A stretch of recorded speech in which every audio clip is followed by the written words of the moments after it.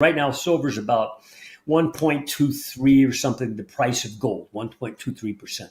If you get up to about 1.3%, we've got technical reasons to assume you're going to blast. In other words, the silver gold spread will unleash, not just for a few days, but probably likely months, several months. I still personally, and MSA expresses this in our analysis, the monetary metals are in a bull trend, and now they're in an accelerated portion of the bull trend.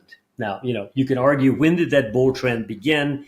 We defined it in February 2016, a couple of months off the low. We said, that's it, it's going up.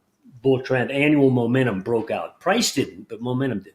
But then it labored for a couple of years, between 1360 price, and it even probed back down in late 2018 to within almost 50, 60 bucks of the prior low that occurred in 2015, which was around 1,050.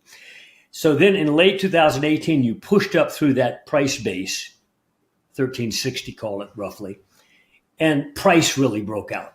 So you can define it there. Maybe it started in late 2018, 19, but we defined it as early 2016. Okay, forget that. It's aged compared to a couple other bull markets we've had in the past, which were 8, 9 years old, that kind of thing, mid 70s to 1980, the 2000 low to 2011. So it's a decade involved there. So we're now 9 years, but we have different fundamentals than we've ever had before. And we've also got better technical dynamics.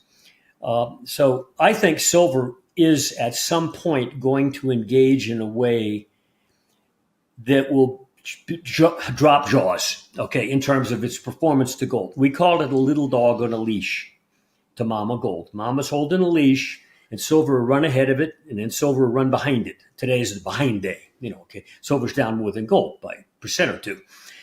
But that's common. It's been common for the last couple of years, where silver does follow gold, but it goes ahead, goes behind. There's a point at which, though, not far above current spread levels. And what we do is we measure the price of silver versus gold in terms of dollars per ounce versus dollars per ounce. So right now, silver's about 1.23 or something, the price of gold, 1.23%. If you get up to about 1.3%, we've got technical reasons to assume you're going to blast. In other words, the silver gold spread will unleash, not just for a few days, but probably likely months, several months. And that's what occurred in 1979 in the final year up to 1980 peak. And it also occurred in 2010-11 in the final year up in that bull market, where silver broke out on its spread basis versus gold and really unleashed. So yes, it's attached to the leash held by gold, but it can really pull out in front. And it tends to do that in the very dramatic phases of the price rise in both metals. So if that spread breaks out, and we think it's headed toward the breakout level again, roughly 1.3%. You see it up to that level where you divide the ounce of silver, the December silver and the December gold, and you come up with a 1.3%. Put your helmet on.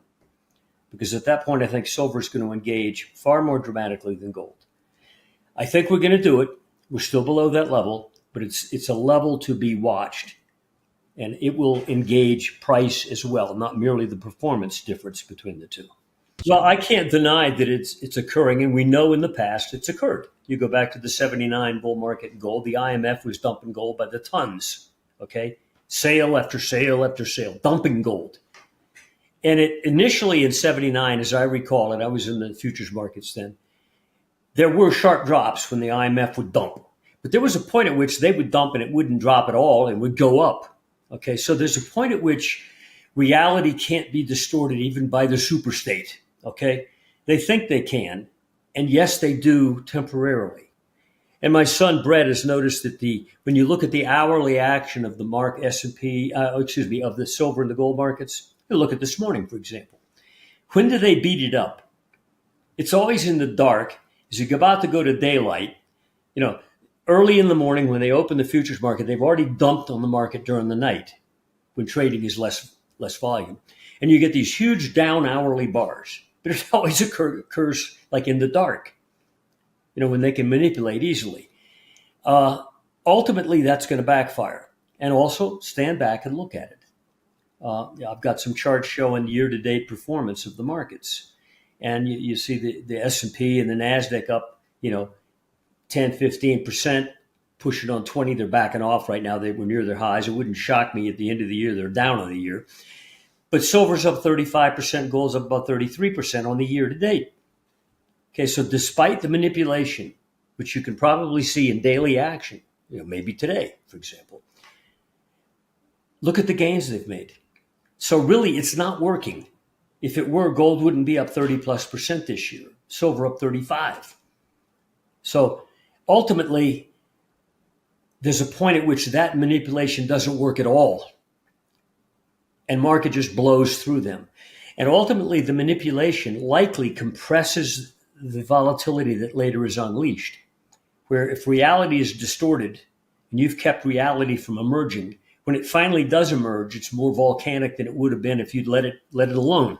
Okay, so actually, it's probably bullish for gold and silver investors that the central banks think they can play that game. Well, from what I see, I think it's quite legit. And I don't think it's a green issue so much, as you said. Yes, in the U.S., it's a political issue.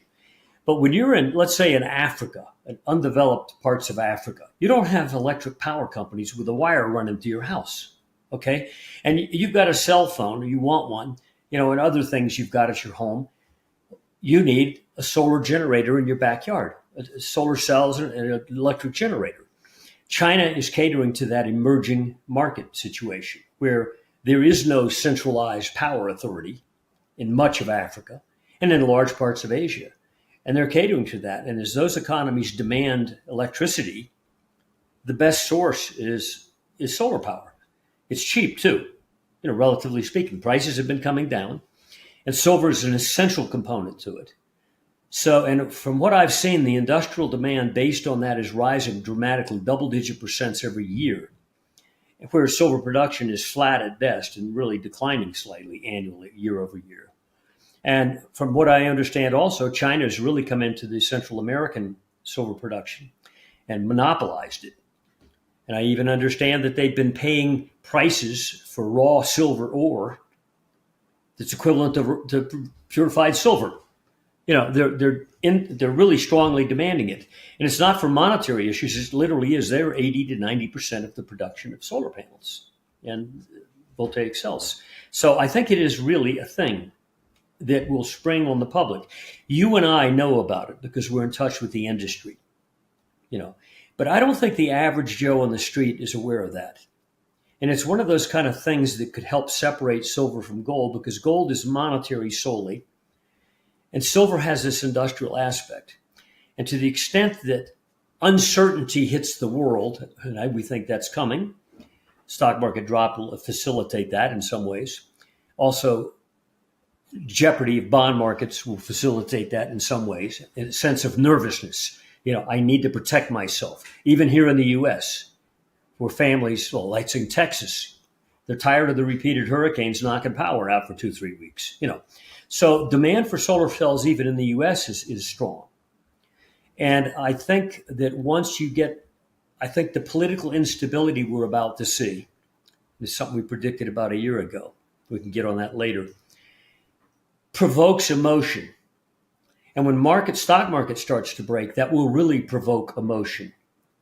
Not just economic pain as rising commodity prices have done, but if suddenly you take 20% off everybody's retirement account or 30% off, they're getting hurt badly. They're bleeding from both ends. And that generates emotion. When you generate emotion, you generate factors that we don't normally incorporate into market analysis. You generate dynamics, downside for the stock market, and a movement toward things that make you feel comfortable. In the case of monetary, where you want to put your cash, what kind of cash do you want to keep it in? Bullion or paper that's evaporating in value? And in terms of your sense of confidence that you have electric power tomorrow, on a sense of instability. What the heck? $3,000, you can buy a generator that's solar powered that can generate most of your appliances.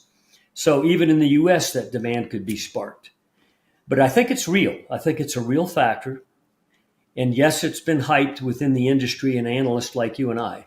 But the average public isn't That's not a factor in their mind. And if all of a sudden you hit them with that, that gives them an extra excuse to favor silver over gold. And I'm going to suspect this.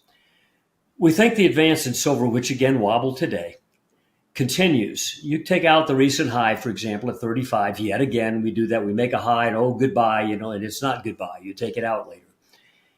We're at that threshold where if you get that silver gold spread up to that 1.3%, which to us is a neon sign saying, I'm going to accelerate, I think silver's going to take out its dual highs at 50.